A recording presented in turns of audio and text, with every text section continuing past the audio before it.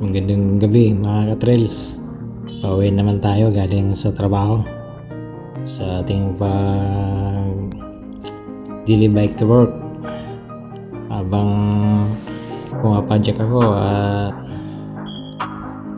pinapakiramdaman yung hangin, hindi ko maiwasang mapaisip nitong mga nakaraang taon. Dumaan ang mundo sa matitinding krisis sa kalusugan o pandemic. Marami ang natakot at marami rin ang nagtanong, ano nga ba ang sinasabi ng Biblia tungkol dito? Alam niyo ba na inihula talaga sa Biblia na magkakaroon ng epidemya? Sa Lucas chapter 21 verse 11, sinabi ni Jesus na magkakaroon ng lindol, tagutom at mga epidemya sa iba't ibang dako. Bahagi ito ng tanda na nabubuhay na tayo sa tinatawag na mga huling araw. Pero ang tanong ng marami, parusa ba ito ng Diyos sa kasalanan ng tao? Ang sagot ng Biblia ay hindi. Bakit natin masabing hindi ito parusa? Dahil ang pandemic ngayon o noong nakarang taon ay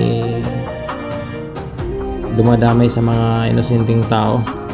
Noong unang panahon, kapag nagparusa ang Diyos gamit ang sakit, piling mga individual lang ang apektado dahil sa kanilang pagre-rebelde. Bukod dito, maging ang mga tapat na lingkod ng Diyos noon at ngayon, gaya ni Timoteo na madalas magkasakit, ay nakaranas din ng karamdaman. Madalas ito ay bunga lang na tinatawag sa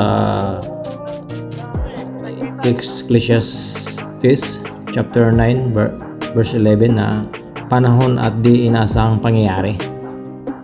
Ang totoo, nabubuhay na tayo ngayon sa tinatawag na araw ng kaligtasan.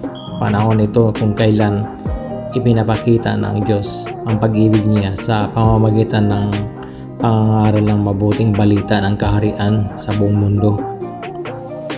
Gaya ng na record sa Mateo. Makabasa natin doon na sa Mateo 24 verse 14, at may magandang balita. Malapit na alisin ng kaharian ng Diyos ang lahat ng sakit. Ayon sa Isaiah 33 verse 24, darating ang araw na walang mamamayan ang magsasabing, "Ako ay may sakit." Kaya naman, habang naglalakbay tayo sa buhay na ito, patuloy tayong umasa sa pangako ni Jehovah. Kung nais ninyo ng higit pang impormasyon at nakatulong na mga artikulo mula sa Biblia, bisitahin ang aming website na gw.org. Maraming salamat sa pagsama sa akin sa bike to work na to. Huwag kalimutan mag-subscribe sa Fitful Horizon Trails. Lagi mag-ingat sa daan at sa susunod, ingat po tayo sa ating biyahe.